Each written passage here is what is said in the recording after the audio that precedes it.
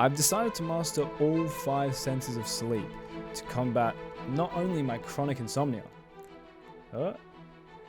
but also just have more energy, man. Energy is everything. Just stole someone's slogan. I love sleep. In fact, it's kind of a pastime of mine. And I know exactly how valuable sleep truly is to our mental and physical health. But even though I would dedicate a whole 8 hours every night just to sleep, I'd only end up sleeping like 4 of them. So in an attempt to optimize my sleep and catch those Z's lacking, I have done countless hours of research and testing to find strategies that have allowed me to exploit all 5 senses into completely transforming my sleep status from diagnosed insomniac to whoop ambassador. This is how I did it. And that's how Sue sees it. I'm not going to bore you with this one because if you're watching this video, I'm sure you've already listened to Dr. Huberman talk about light. He recommends that you get sunlight in your eyes and on your skin as soon as possible when you wake up, as it starts your circadian clock so that your body knows when to start releasing melatonin and other sleep processes at night. The more routine you can make this, the better. So if you can get the same time you wake up and go and get light in your eyes every single day, that's going to make it a whole lot easier for your body to predict when you're going to go to sleep, and a whole lot easier for it to disperse its melatonin and whatnot. Limit blue light during the evening. Very simple. So turn off your screens an hour or 2 before bed. I've also installed blue light blocking light bulbs, as you can see behind me. So that just means you don't have to really worry about that. You just set it and forget it. And then I have a red night light in my bathroom, which is motion censored. So that's just divine. Then as you're getting into bed, I like to go full blackout.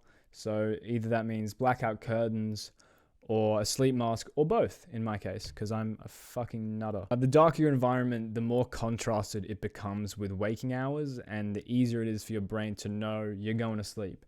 And then it's lights out, sucker. Visually as well, you kind of want a clean environment because visual messes create stress in the brain because it sees problems that need fixing. This isn't like essential necessarily. Like, I mean, it depends how neurotic you are. I mean, am I right?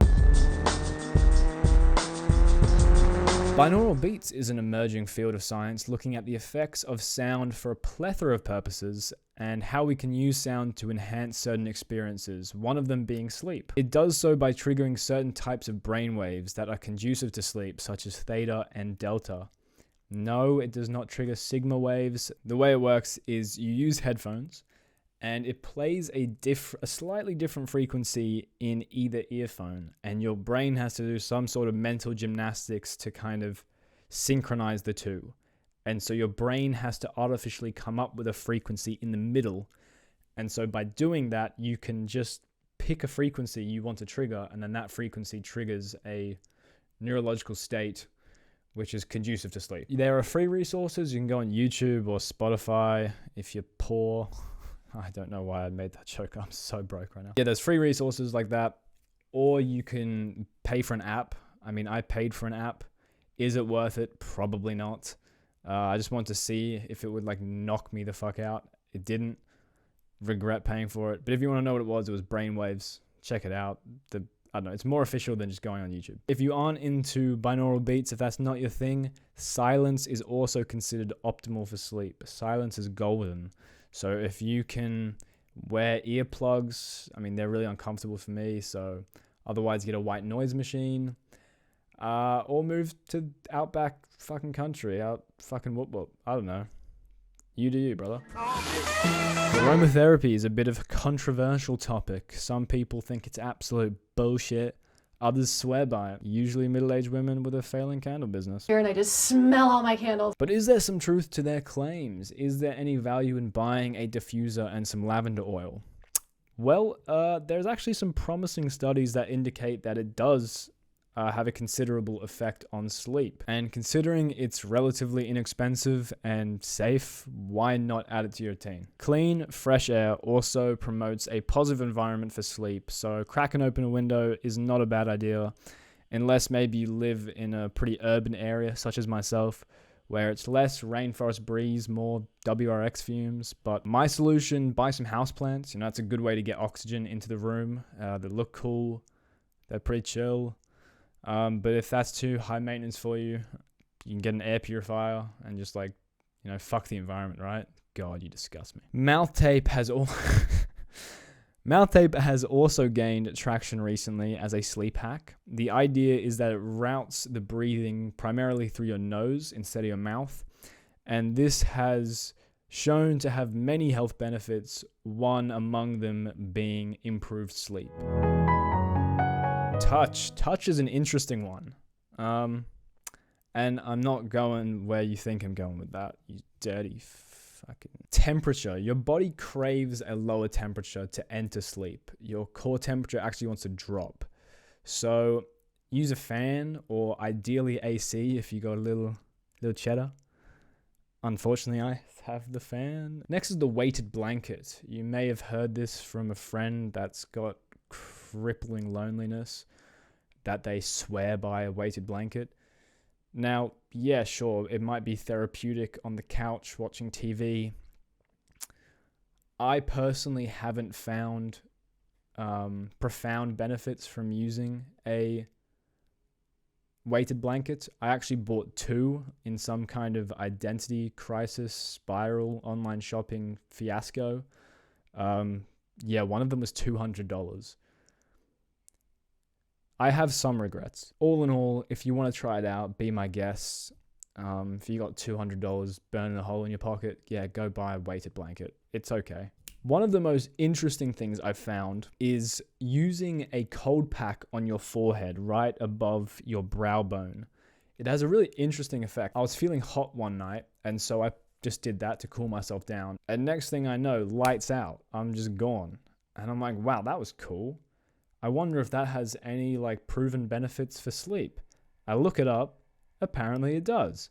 So what it does is your prefrontal cortex is located around here. That's the part of your brain that's responsible for like thoughts, as I understand it. And so pretty much by putting a cold pack there, you're squeezing the blood out of that area of your brain, because, you know, vasodilation, when you apply cold to something, your veins kind of shrink and kind of suck the blood out of them. So essentially you're like wringing the life out of your thoughts. Cool idea, right? I thought so too. And so I did it for a couple nights, and it worked for a couple nights. But eventually your body adapts, your mind adapts. It's like, damn, this guy's he's kind of like figured out the system. He knows how to go to sleep now. Fuck that. We're going to turn it up to 11. We're just going to pump out more thoughts. It's an interesting idea, and it does work, but maybe use it sparingly. Like if I'm having a particularly bad night where I'm having racing thoughts, maybe I'm a bit anxious, I'll use it, but it's not really like a silver bullet. Just use it every day and you'll sleep like a baby. At least that was my experience. Kind of one of the more obvious ones you might have heard before, reduce your food intake before going to bed. It's called the rest and digest system. That's kind of stupid because digesting actually interrupts your resting. This might not be true, but I heard this once or read this somewhere. Your body's most energy intensive activity isn't running. It isn't going to the gym. It isn't using a big brain to play chess. It's digesting. It's digesting your food. That's what takes up the most energy throughout the day. And that's kind of interesting. So I'm like, okay, that makes sense. You wouldn't eat food before bed because that means your system's running on high because you're doing a very energy intensive thing. And if you need any other proof of this, look at that guy, Brian Johnson. You know, the guy that just like refuses to die and refuses to stop talking about it? Yeah. He has dinner at 12 p.m. 12 p.m. Bruh. And yes, he may be mildly psychotic, but he also has like a 100% sleep score. That's unheard of. I didn't think 100% was possible. I thought that was some myth. He's done it. Like, what the fuck? So there has to be something to be said about having dinner early. Now, you don't have to have dinner at 12 p.m. Your friends would probably start looking at you funny, and you'd get dropped and you'd become the fringe friend. I'm not talking from experience. That did not happen to me. It's just I had a friend that shut the fuck up, bro. Sleep tea. Sleep tea is a very romantic idea, you know, just a cozy cup of tea before you go to bed. Its effectiveness, it doesn't really do much for me besides make me a pess, because it's a diuretic, actually. A lot of teas are diuretic, which means it makes you pess. So there's that. Magnesium's a very popular one. Again, I've taken it. I take it. It's alright. Overrated as fuck in my opinion, but like it's okay. It's fine. Tart cherry. Tart cherry is probably the most interesting sleep supplement I've come across. Like the most promising one. I haven't been able to try it because I am crushingly poor. But when I'm not crushingly poor, when I'm only mildly poor, I'm probably going to buy like a supplement thing of it and try it out. Yeah, that's it, really. Damn, that's it. That's fucking it. Hope you enjoyed. Hope you learned something. Oh, yeah.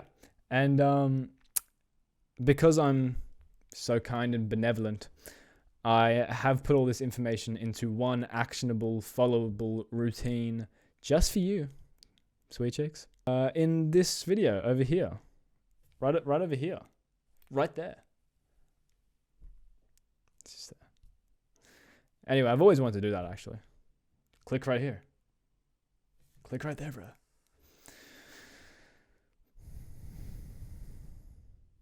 Anyway, that's it. Deuces.